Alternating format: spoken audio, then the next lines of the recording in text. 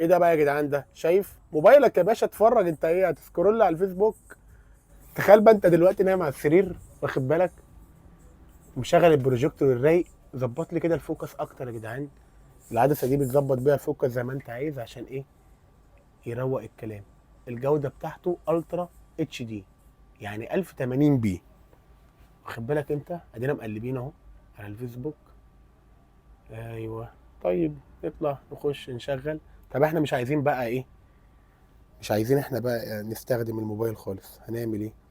هنلغي كده السكرين ميرور ونقف اهو. شغل معانا زي ما انت شايف كده. انا لغيت الموبايل خالص، دلوقتي بستخدمه هو ذات نفسه، وفتح له الواي فاي، واقدر اعمل كونكت بالبلوتوث، اشغل عليه السماعه، ومعايا الريموت بتاعه السمارت، بقلب فيه، افتح اللي انا عايزه، اقدر اوصل كابل اتش دي، وكمان احط فلاشه او كارت ميموري، والاعدادات بتاعته ايه زي ما انت شايف. كل الكلام ده كله انت بتظبطه نظام اندرويد بالكامل، وكمان تقدر تحمل ابلكيشن عادي اهو. هنا عندك السيتنج والواي فاي 103. هنضرب في السقف كده ونتفرج عليه في السقف. بص هو يظبط نفسه بنفسه. هو بيقول لك انت عايزني فين؟ ايه، بص هتلاقيه هو بيظبط حاله. شايف بيعمل ايه ولا مش شايف؟ اهو هو بيظبط حاله بحاله.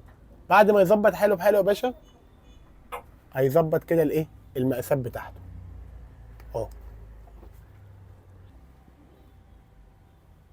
شايف يا باشا ولا اي كلام؟ اليوتيوب اهو.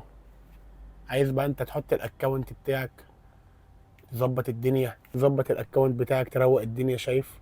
اعمل بحث، اطلع وانزل، اقعد. شايف الكلام؟ ب 10 جنيه في شهر يا ابن الحلال، وهتروق الدنيا. انبسط بقى وعيش. هو الشيت عايز كده.